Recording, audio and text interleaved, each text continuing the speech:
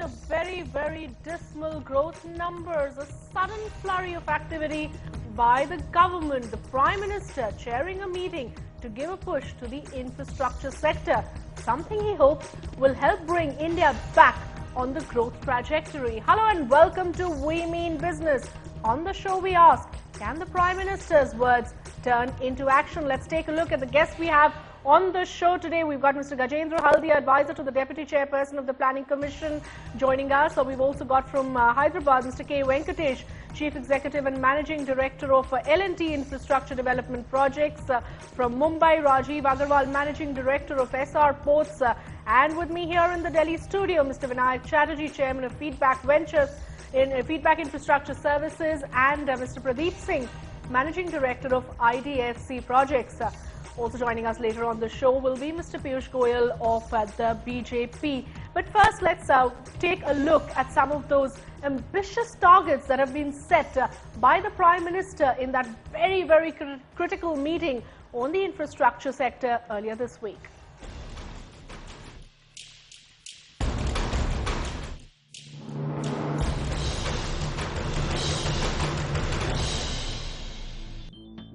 Strong words from the Prime Minister for his cabinet colleagues heading infrastructure sectors. Sow your differences, resolve turf wars, and put your act together and focus on infrastructure development. A problem resolution forum to be set up under the Prime Minister's office to get cracking on interministerial issues. The challenge now is to work together to achieve these targets and deal with all the bottlenecks that may come in the way. I would urge all the ministries to go the extra mile in implementing what we have planned. I would expect them to very expeditiously resolve any interministerial differences or turf battle that might arise as we move forward. The Prime Minister has set ambitious targets for the infrastructure sector. In the road sector, government plans to award 9,500 kilometers and 4,360 kilometers to be awarded under the Operate, Maintain and Transfer system. To the distressed power sector, 18,000 megawatt capacity is to be added. 2 new ports under the public-private partnership scheme is to be set up, the first in decades. Work will be awarded for 3 greenfield projects in Navi Mumbai, in Goa and Kannur, and new international airports will come up at Lucknow, Varanasi, Coimbatore, Trichy and Gaya. Delhi and Chennai will be developed as airline hubs, making India a destination as well as a transit point. In railways, awards will happen in elevated rail corridor in Mumbai, and 2 new locomotive units are to be set up. An estimated $1 trillion is to be spent on infrastructure development over the next 5 years. Now, these are ambitious targets, but I think money is not going to be the problem. I mean, in the government budget, there is the money that's needed, and a lot of them are really going to be PPP projects. The Prime Minister means business. Infrastructure stocks rallied on the news of the Prime Minister's meeting on infrastructure. But given the global economic scenario, it could be a long road ahead for the infrastructure space. In New Delhi, Oinita Moja Sinha, NDTV Profit.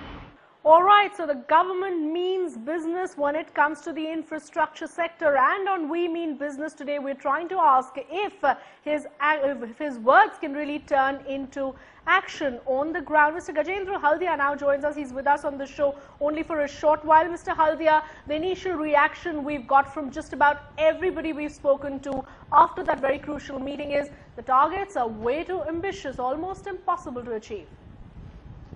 Look, I think we are going currently through a somewhat pessimistic sentiment, right?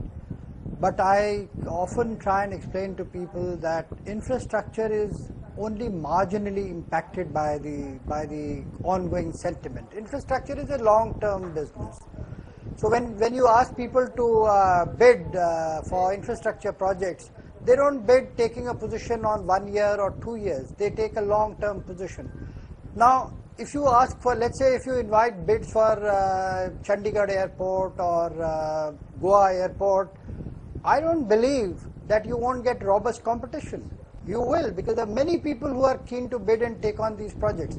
What may happen is that at this point of time, the expectations are less than what they were maybe 3 years ago. So people might bid a little higher, but that doesn't matter. You have to accept bids as they come based on market perceptions. So I don't see any difficulty in getting investment. Money is not the problem. The problem is government's ability to roll out projects, bid them out, invite private sector and hand them over these projects.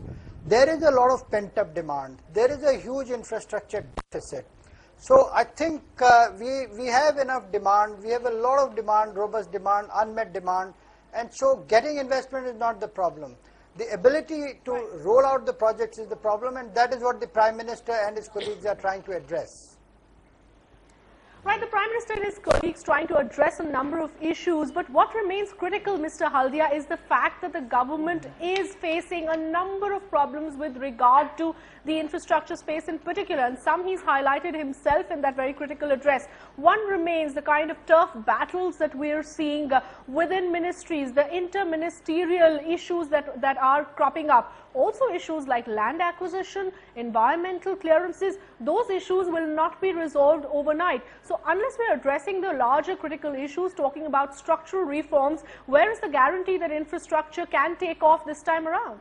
You know, we are not talking of basic structural reform. Most of them have been done. There is a framework, let's take the example of airport. There is a well laid out framework for structuring appraisal and award of airport projects.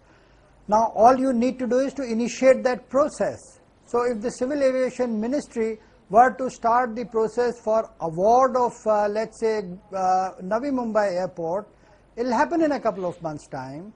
If the Railway Ministry were to initiate, and I am told they are very actively in the process of initiating some of these projects, let's say they want to invite bids for the elevated rail project in Mumbai costing something like 20 to 25,000 crores, then in the next 6 to 8 months you will see these awards taking place.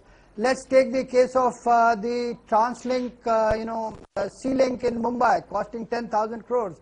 I am told the Maharashtra government is almost ready. They have already initiated the bid process and the bids could be awarded in 3 or 4 months' time. So I think these are issues of implementation. They don't require basic structural reforms. So even without structural reforms, if we achieve greater cohesion, greater interministerial coordination, early clearances and structuring of projects, I think we can see these targets actually happen. Please remember that in the last year, the entire